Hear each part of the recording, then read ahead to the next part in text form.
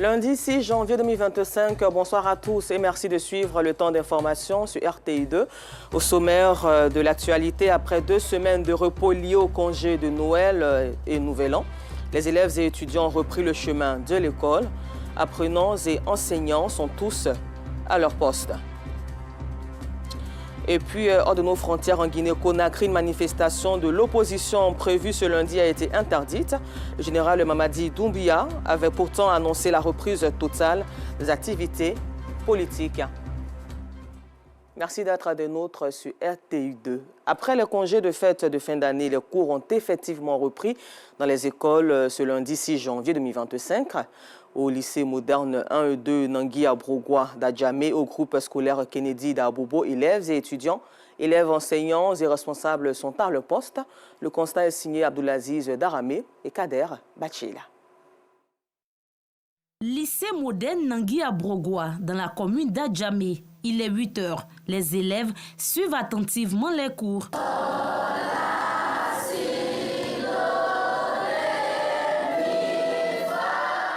C'est avec beaucoup de joie que ces apprenants renouent avec l'école après les congés de Noël et du Nouvel An, passés loin des tables bancs. Je suis très heureuse de revoir mes camarades et de revoir mes professeurs, d'avoir plus d'expérience encore à l'école. J'aimerais demander à mes amis et moi-même de nous concentrer et d'écouter vraiment ce qu'on nous dit. On fait les cours de musique et ça se passe très bien. Je suis content d'être au lycée moderne de Nangui à Brogua. Vraiment, les cours se passent bien. À son habitude, le proviseur de la dite école sillonne les salles de classe pour s'assurer de la reprise effective des cours. Après ces moments de congé, les cours se déroulent normalement. Nous avons enregistré ce matin la reprise effective. Autant les élèves sont bien arrivés en grand nombre que les enseignants et les autres personnels d'encadrement. Ici, au groupe scolaire Kennedy d'Abobo, c'est le même décor. Les enfants sont tous dans les salles de classe. Une fois, c'est ça, non? Donc on doit multiplier par 2. Dans cet établissement, élèves et enseignants sont à la tâche. Avec le petit temps de repos, là, les enfants ont beaucoup oublié beaucoup de ce que nous leur avons appris. Mais bon, avec la reprise, je pense que ça va aller. Bien sûr, il y a beaucoup qui s'en sortent. Les enfants, vraiment, ça arrive à s'adapter. Ils écrivent, il faut dire que c'est le CP1, mais ça va super bien. Vous-même, vous avez constaté tout à l'heure, on a demandé à ce que les enfants écrivent U. Et puis, ils ont sorti. La rentrée du 6 janvier, elle est effective. Et nous avons commencé par le traditionnel salut aux couleurs, salut au cours duquel nous avons souhaité les bonnes heureuses années aux enfants. Et nous avons également donné les consignes aux enseignants. Et ensemble, nous avons pu rejoindre nos classes pour effectivement commencer le travail. Yannick, élève en classe de CM1, est aussi ravi de reprendre les cours et retrouver ses amis. Je suis content de reprendre les cours. Je suis content de revoir mes amis. Je suis content de revoir la maîtresse. Nous faisons les cours de maths. Après 2 semaines de repos, les élèves devront redoubler d'efforts pour avoir de bons rendements. C'était un reportage commenté par Georgette Ido Fofana. L'Olympiade internationale des mathématiques est une compétition prestigieuse destinée aux élèves des lycées et collèges du monde entier. La Côte d'Ivoire participera à cette compétition avec 15 candidats. C'est donc dans la phase de préparation de nos candidats que la Société de mathématiques a organisé un stage de préparation qui a débuté ce lundi 6 janvier. Laurence nous en dit un peu plus. Ils sont au nombre de 15 les élèves retenus pour le concours des Olympiades de mathématiques. Le lancement de leur stage de préparation aux Olympiades a débuté ce lundi 6 janvier 2025.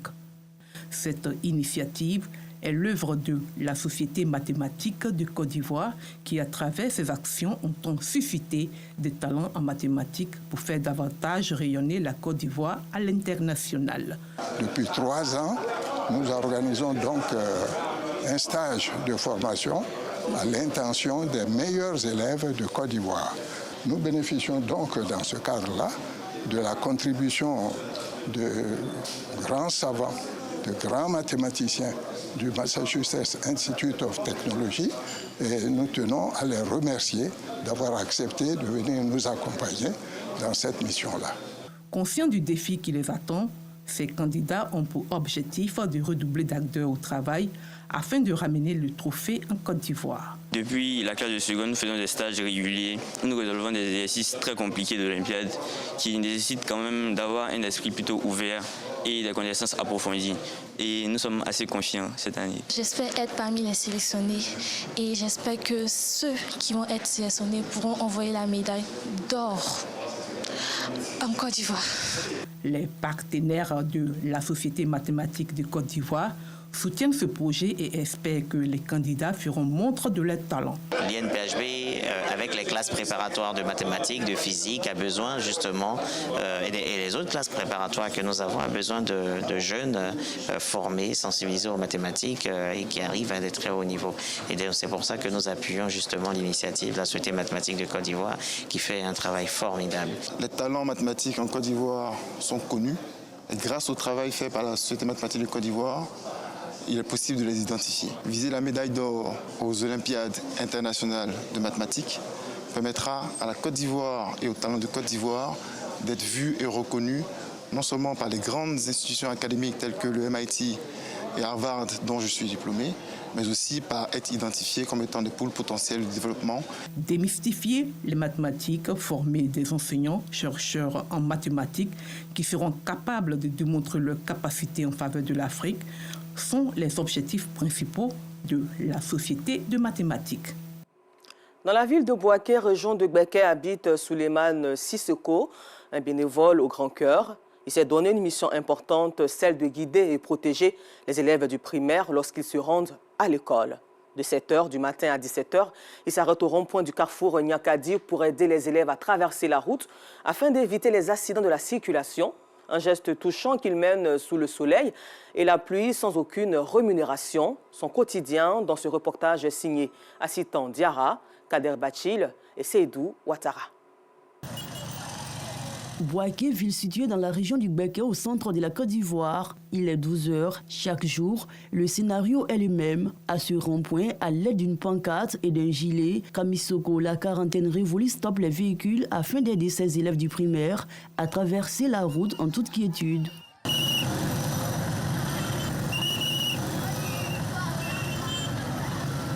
Kamisoko dit mener cette action sécuritaire à cause de l'incivisme et de l'imprudence de certains motocyclistes et automobilistes aux heures de pointe. Il fait à 7h30, à midi 30, 14h30, à 17h30. Il y a beaucoup d'accidents qui font ça. Par exemple, il y a un enfant la dernière fois ici. Regarde le feu, chaque heure. Ce geste, selon nombre de passants, est beaucoup bénéfique pour ces élèves qui font les trajets école-maison sans aucune surveillance parentale. C'est quand on s'en va à l'école, tous les jours, ils nous aident à traverser le goudron. Moi, avec ma petite soeur, on revient à la maison. Chaque matin, on s'en va à l'école avec nos pères. Ils s'en vont nous déposer et puis ils ne viennent pas nous chercher. Il est très gentil. Matin, soir, il les fait traverser sous le soleil. Là. Mais il n'est pas payé pour ça. Hein. En tout cas, nous prions pour lui, pour qu'il ne tombe pas malade et puis il va continuer son travail comme ça. Les motos-taxis comme ça, là, eux, ils ne respectent pas le feu. Hein. Il y a des accidents ici. Rares sont ces automobilistes qui tiennent compte de la présence des élèves aux heures d'affluence. Pour éviter que le pire n'arrive, Choualio préfère, lui, accompagner ses enfants à l'école. Il ne manque pas de saluer l'engagement de Kamisoko. C'est obligatoire de déposer les enfants, puis on va les prendre. C'est un devoir d'un parent d'élève de faire ce travail. Voilà, c'est ça. Moi, je voulais dire à tous les parents d'élèves de partir chercher les enfants, puis les accompagner. Ce qu'il fait à l'école, tu vas savoir. La sécurité des enfants, alhamdoulilah, ce qu'il fait, ça va. Tout comme Choualio, les habitants du quartier Dar es Salaam apprécient bien le geste de cet homme au grand cœur qui veille au quotidien sur la sécurité des élèves. Ceci durant toute la rentrée scolaire. Ils attirent également l'attention des automobilistes et motocyclistes de la ville. Nous-mêmes qui sommes riverains, nous sommes assis auprès de la route ici. On voit comment les cyclistes roulent. Bon, vraiment, c'est un peu mauvais. Donc, on demande à les cyclistes, quand ils voient le gars arrêter, donc s'il soulève son plaque stop, ils n'ont qu'à s'arrêter ou bien ils n'ont qu'à ralentir pour qu'ils puissent faire traverser les enfants. C'est un volontaire, on ne les paye pas. Pendant la rentrée scolaire, nombreux sont ces enfants qui parcourent des kilomètres pour se rendre à l'école sans être accompagnés par un parent. Ils sont ainsi victimes des accidents de la circulation, mais aussi d'enlèvements. Courage et honneur à Souleymane Sissoko pour ce grand geste qui sauve des vies. Se rendre compte de l'effectivité de l'exécution des projets gouvernementaux est du ressort des ministres-gouverneurs. Babo Daré, ministre-gouverneur du district autonome de Sassandra, Marawi, et ses collaborateurs se sont rendus sur plusieurs projets dans sa zone de contrôle pour constater l'état d'avancement des travaux de l'État. Ils constatent une nette progression de ces travaux. Théodore Zouzou. C'est par des pas de danse que les populations de Paoufla, dans la sous-préfecture de Kanfla, au centre-ouest du pays, accueillent le ministre-gouverneur du district autonome de Sassandra Marawi. Il est venu s'imprégner de l'état d'avancement des travaux de bitumage de la voie Béoumi, Goïtafla, Zionula, Vavoie, Daloa. Le bitumage de cette route qui traverse leur village va s'achever en mai prochain. C'est un projet important que le président de la République vient de réaliser parce qu'il permet au centre de rallier le centre-ouest et l'ouest aux populations de bénéficier d'un ouvrage qui va leur permettre d'évacuer leurs produits facilement, de rejoindre les centres de santé les plus proches facilement. Et enfin, il va permettre de désenclaver cette région qui avait perdu le contact avec le reste du pays. Avant cette étape, Babo Daré était à Saint-Fra sur le chantier de l'hôpital général de la localité. Nous sommes heureux parce que sur les 95 projets, il n'y a que 2 qu'on a constatés qui sont à l'arrêt. Les autres évoluent normalement. Et que nous allons rendre compte au président de la République et au gouvernement dans un rapport circonstancié pour dire voilà, en ce qui concerne les projets, où nous en sommes. Tout comme le ministre-gouverneur, plusieurs autres équipes de la collectivité ont visité 93 projets, dont le centre de services civiques à Torogué, une localité de Daloa dans l'ouest du pays. La réalisation de ces infrastructures est fort appréciée. C'est très bon. S'il a fini vraiment, nous on va voir, les gens vont venir. Un grand merci pour ce qui est fait et en tout cas on est en attente de ce qui peut venir. Sur le terrain, Babo Daré accomplit ainsi l'une des missions du district autonome qui est le suivi des différents projets gouvernementaux en cours de réalisation ou achevés. En outre, il va dresser un rapport de l'état de progression de ces travaux au gouvernement. À la page culture, la jeunesse de la commune d'Iré a procédé au lancement officiel de la première édition du Wata Festival en Pays d'Ida. C'est une idée des jeunes leaders de 6 villages du canton Wata de Iré. Cette première édition est prévue dans le courant de l'année 2025. Georgette Ido Fofana. La première édition du Wata Festival s'annonce sous de bons auspices. C'est une idée des jeunes leaders des 6 villages du canton Wata de Iré, dans le centre-ouest du pays. Ces jeunes veulent rendre hommage aux 6 villages du canton Wata de Iré, qui ont ensemble un point commun, mais partagent également 2 richesses, danse et mets qu'ils veulent valoriser. Le président du conseil d'administration du festival invite donc les filles et fils à un retour à la source. Le Wata Festival, c'est un fête culturel qui met en lumière tout ce qui est aspect culturel de chez nous. Un peuple sans culture est un peuple perdu d'avance. Nous profitons pour lancer un appel à tous les fils et filles cadres de Iré Wata de vraiment s'intéresser à ce projet culturel qui vient mettre en lumière tout ce qui est culture de chez nous. Cadres, jeunes et chefs traditionnels saluent l'idée. Ce festival sortira les richesses de Iré, permettra à chaque enfant de Iré de pouvoir connaître l'histoire de Iré. Si une jeune génération aujourd'hui essaie de porter ce flambeau, je pense que c'est une action qui est à soutenir, une action qui est à accompagner. Ce rendez-vous a été marqué par la présentation du pain de Wata Festival. Cette première édition aura lieu en 2025 à Iré, la capitale du canton Wata, à l'espace Djaka de Iré. Les organisateurs promettent une diversité de rythmes traditionnels du peuple d'Ida et des autres communautés ethniques du département. Et puis les lampions se sont éteints sur la 14e édition du Festival culturel et des arts d'Abobo, Festica, ce 31 décembre 2024, au complexe sportif d'Abobo, un événement culturel par excellence qui valorise les potentialités culturelles et artistiques de la commune. Cette édition était placée sous le signe de la paix et du vivre ensemble à Sitandiara. La 14e édition du Festival culturel et des arts d'Abobo Festica a tenu toutes ses promesses les 29, 30 et 31 décembre 2024 au complexe sportif de la dite commune. Cet événement qui met en lumière les potentialités culturelles et artistiques de la commune d'Abobo continue de séduire les populations de cette cité. En plus de son caractère culturel et artistique, le Festica promeut l'excellence et le social. Cette jeune fille avec les mains chargées de présents fait partie des brillants élèves qui bénéficient d'une prise en charge scolaire totale de la part de la première magistrate de la commune d'Abobo, Kandia Kamara. Elle est reconnaissante. Moi, je remercie d'abord le commissaire Madel, Madame le maire Kandia Kamara, et aussi je remercie mes parents de m'avoir encouragé. À ce rendez-vous culturel, de nombreux artistes de la commune et ceux venus d'ailleurs ont tenu le public en haleine en lui offrant un spectacle féerique. Et les messages contenus dans la plupart des œuvres musicales visent à sensibiliser les jeunes sur plusieurs thématiques: l'immigration irrégulière, les méfaits de la drogue, la cohésion sociale et la paix.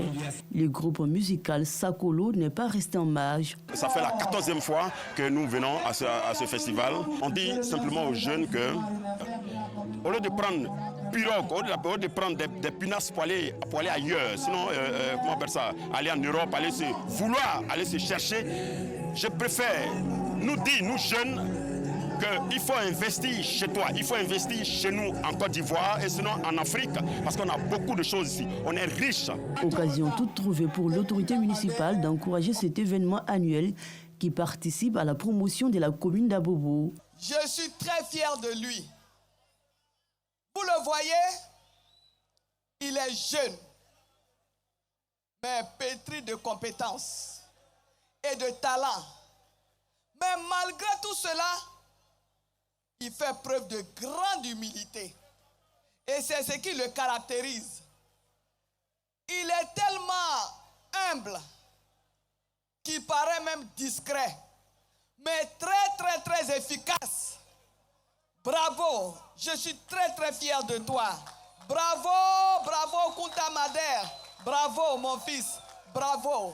Merci pour ce que tu fais pour Abobo. Vraiment un message de la part de la ministre de la Culture et de la Francophonie, vraiment qui veut soutenir toutes les initiatives culturelles, d'autant que ces initiatives-là prônent des messages forts à l'endroit de la jeunesse à l'orée des élections de 2025 qui s'annoncent. Le Festica a aussi gagné de la notoriété grâce au soutien du maire Kandia Kamara et de la ministre de la Culture Françoise Rimac. Son commissaire général Kunta Mader éprouve de la gratitude à leur égard. Quand vous regardez un peu la nomenclature de la Côte d'Ivoire, vous vous rendez compte rapidement que la jeunesse occupe un volume important dans notre nation. Et il était question pour moi, à travers ce festival-là, à travers la culture et l'art, il était important pour moi de m'adresser à ces jeunes-là, leur faire comprendre que seule la paix peut développer un pays. J'aimerais dire merci à la maire d'Abobo, la présidente du Sénat, Maman Kandia Kamara, et remerciement sincère à Madame Françoise Rimac, la ministre de la Culture et de la Francophonie, qui aujourd'hui a positionné le Festica de par ses idées. Merci à ces deux dames et merci surtout à tous ceux qui mettent dans l'ombre. La 14e édition du Festica, placée sous les signes de la paix et du vivre ensemble, a été marquée également par un concours de beauté, une parade carnavalesque, un fitness géant et des danses traditionnelles. Fini le Festica 2024. Rendez-vous l'année prochaine pour plus de danses, de chants et de joie. Vive la culture ivoirienne. Nous vous le disions en titre, hors de nos frontières en Guinée-Conakry, absent de la scène publique depuis le 12 septembre 2024.